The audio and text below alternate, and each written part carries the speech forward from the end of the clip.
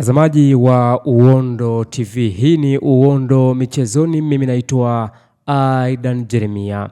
Meneja wa habari na mawasiliano wa Azam Football Club, Thabiti Zakaria, yani Zaka za kazi, anaeleza kuwa historia ya usajili imejaa visa vingi vya kusisimua.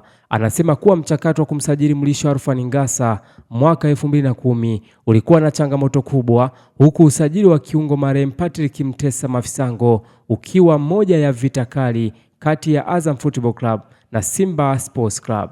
Nikimnukuu, unajua ushindani wa usajili mara nyingi hufanyika chini kwa chini, hauonekani kwenye vyombo vya habari. Kipindi hicho mitandao ya kijamii haikuwa na nguvu kama ilivyo sasa, hivyo wengi huenda hawakujua ukubwa wa vita iliyokuwepo kati ya Azam Football Club na Simba Sports Club kumwania Mafisango.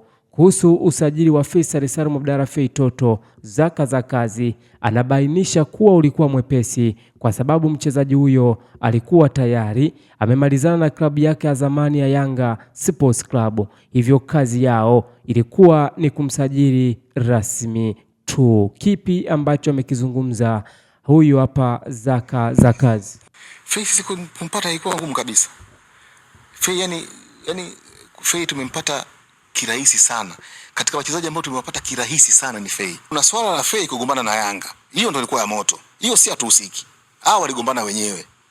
Baada sasa ya mchakato wa kwamba sasa Fei anapatikana, sisi ndo tukaenda. Kwa hiyo tumempata kirahisi tu kwa sababu baada ya matatizo yao yote akaingia, nadhani aliingia, kuna kauli ilitoka kutoka kwa rais, mheshimiwa rais, kwamba wakae wayamalize. Wakayamaliza, walivyoyamaliza akawa anapatikana sasa.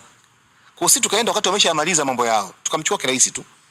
Baada ya wale kumalizana, baada ya rais kusema kwamba sawa kana anapatikana, tukaona kama anapatikana tujaribu sisi, tukajaribu himo. Kwa haikuwa kwamba eti kwa ngumu sana. FA hata tupatana utabu. Ni siku moja tu. Kushinda hiyo vita kusajili wachezaji wengi sana.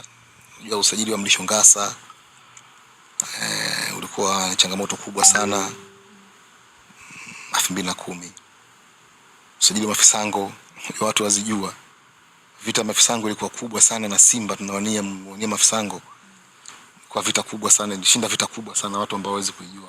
Kwa sababu unajua ukishinda vita chini kwa chini ambayo haiko mitandao, haiko kwenye vyombo vya habari, na bahati mbaya zaidi wakati ule mitandao haikuwa ya moto kama sasa, watu waanza wasijue. Lakini vita ilikuwa kubwa sana kati ya Azam FC na Simba kumwania Mafisango wakati anatoka APR ya Rwanda.